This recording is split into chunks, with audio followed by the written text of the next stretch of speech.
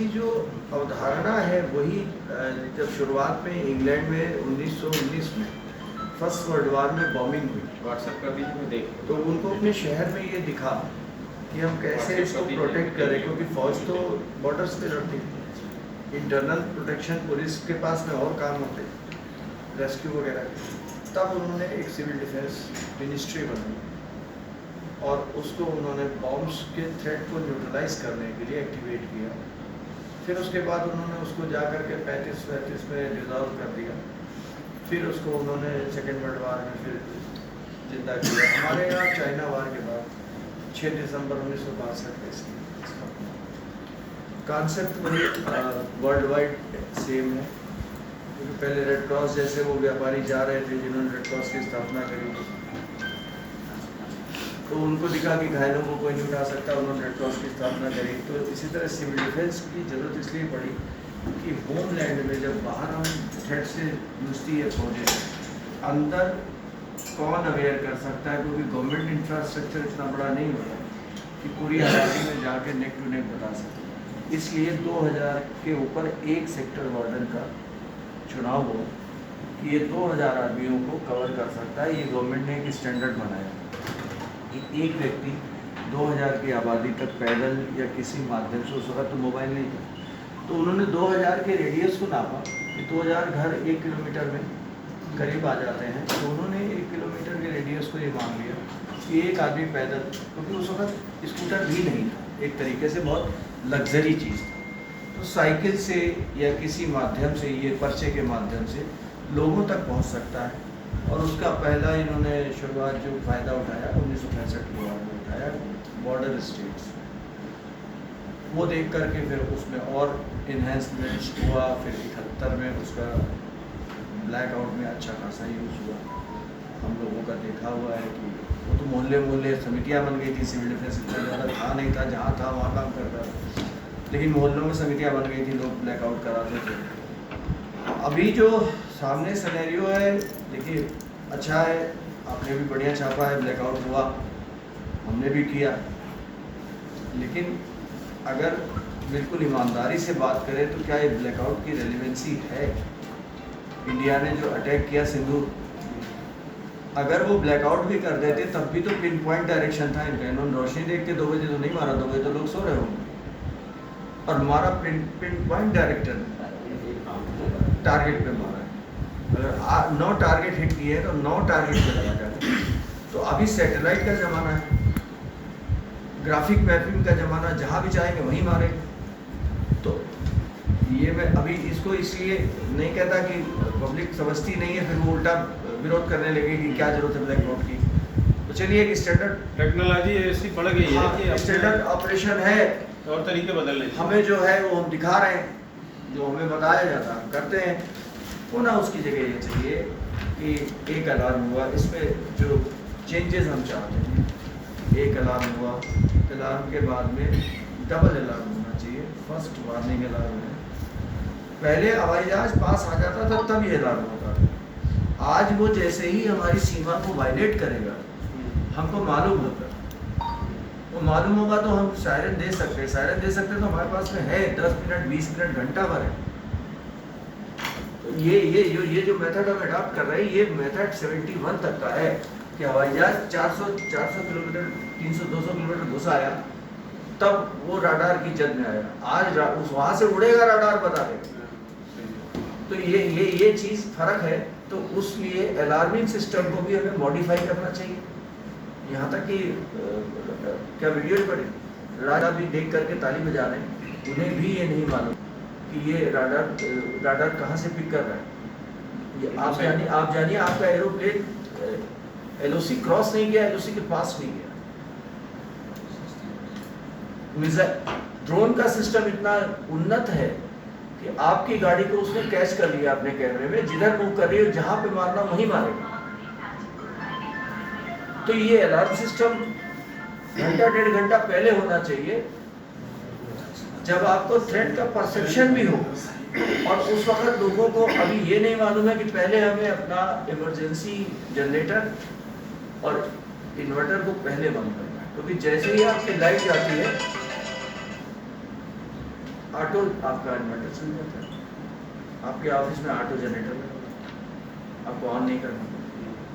तो इन चीज़ों को सिखाना है, उसका टाइम नहीं।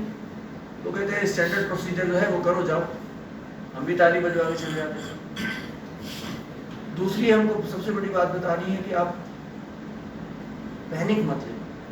हिंदुस्तान में एक कोई शैलेंद्र पत्रकार उन्होंने चला दिया 3 दिन का राशन ले लीजिए, लोग राशन पर टूट पड़े।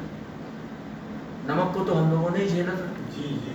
इनके मुशीर का फोन आया, सर नमक पे अफवाह फैली, तुरंत सर आप नहीं थे, सारे पत्रकारों को मैंने 4 व्यापारियों के नंबर दिए कि इनके पास, एक व्यापारी के पास लखनऊ को 15 दिन नमक खिलाने की ताकत है। जिसके घर में 2 किलो नमक लग रहा था वो 20 किलो की बोरी उठा के ले गए। आज सर वार बहुत हाई लेवल पे चली गई, परसेप्शनल वॉर है, मेंटल वॉर है, हाईटेक वॉर है। ये भी एक वॉर है कि आपके कंट्री में ये फैल जाए कि आपके यहाँ राशनिंग की कमी है। आगे चल के ये तो ऐसे ही होंगे अपने मार्केट वाले से नेचुरली अभी जो है ना ये फैल जाए कि साहब गवर्नमेंट, अभी मान लीजिए कि एक फर्जी मैसेज परसों चल गया था कि पूरे लखनऊ में ब्लैकआउट होगा। हमारे पास फोन पे फोन आ रहे, मेरे भाई खाली वहाँ पे होगा। अब मैं ये नहीं बोल सकता हूँ कि जो इम्पोर्टेंट पॉइंट्स हैं वो भी ब्लैकआउट किए जाए। मुझे मालूम है जेल में होगा यहाँ होगा, मालूम है, लेकिन मुझे अलाउ नहीं है कि मैं उसको पब्लिक करूँ। लेकिन मैं पब्लिक में ये तो कह सकता हूँ कि खाली भाई वहाँ पे होगा और कहीं नहीं होगा। तो अब इस तरीके की सिचुएशन से जूझना भी बड़ा मुश्किल था। ये भी एक वार का मॉडर्न तरीका है कि आप अभी आपने देखा होगा कि वो जो मस्जिद में एक जानवर का अवशेष पाया गया, उसको डालने वाला मुस्लिम ही था। पावर्टी का फायदा उठाते हुए उसी धर्म के आदमी से वही चीज डलवा देते हैं। और उसके बाद में वो भी एक तरीके का, अगर आपका गृह युद्ध होता है, आप देखिए अगर इसको बड़े आसानी से समझने की जरूरत है, यूक्रेन और रशिया का युद्ध अलग है। मॉडर्न वारफेयर में हम अगर इसकी स्टडी होनी चाहिए, सिविल डिफेंस में भी इसको आना चाहिए और गवर्नमेंट को भी इसको ऊपर लाना चाहिए अपने स्तर पर। और हमास और इजराइल, ये 2 चीज़ें सामने हैं। इन दोनों चीज़ों के अंदर 2-2 साल से चल रहे हैं। खाली वार, कन्वेंशनल वार की बात करो तो नहीं हो रहा। हिंदुस्तान पाकिस्तान की लड़ाई नेक्स्ट लेवल की है, अलग में, बिल्कुल अलग में। यहाँ कोई अफवाह फैला दो, आपसी में हम लड़ जाएंगे, शिया सुन्नी लड़ जाएगा, हिंदू मुस्लिम लड़ जाएगा, सिख लड़ जाएगा। ये भी एक वार का तरीका है, इससे बचना हो। आप वहां तो लड़ रहे हो, वहां तो फौजी लड़ रहा है, उसे क्या मालूम पीछे क्या होगा। अभी बहुत सी चीजें करने की, पब्लिक के बीच में जाके करने की। अगर इसी सिचुएशन आती है, सबसे पहले क्या चाहिए, गवर्नमेंट का ध्यान ही नहीं है। मुझे इसलिए याद है कि 65 और 71, 65 तो मुझे नहीं याद है, 71 याद है। पिताजी 2 बोतल खून देते थे, 1 नहीं 2 बोतल, तब डॉक्टर मना भी नहीं करते। और 1 तोला 2 तोला सोना अम्मा का लेके दान कर जाते थे फौज में, क्योंकि मुल्क गरीब था। तो ये जरूरत पड़ेगी। और ये भी कि यहाँ पर तो एकदम से, जैसे कल लेके झंडा निकल लिए, अरे अगला रिटेलिएट करेगा तो झंडा वापस ले जाओगे। यहाँ पर अगर आपका तो ब्लड डोनेशन करना है, एकदम से भीड़ लगा देंगे, वो ब्लड खराब हो जाएगा 15 दिन बाद। हमारे यहाँ एजुकेशन की बहुत जरूरत है। मैं सिविल डिफेंस का चीफ वार्डन होते हुए भी आप लोग को जो डांट डपट करता हूँ, आपको समझाने की कोशिश करता हूँ, मैं आपको नेक्स्ट लेवल पे ले जाना चाहता हूँ।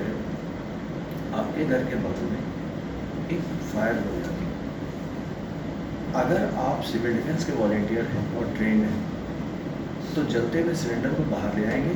और जिस मेथड से हमारे वार्डन ने वहाँ पर बुझाया, देखिए DRF SDRF एक्यूट थे, हम विदाउट एनीथिंग थे।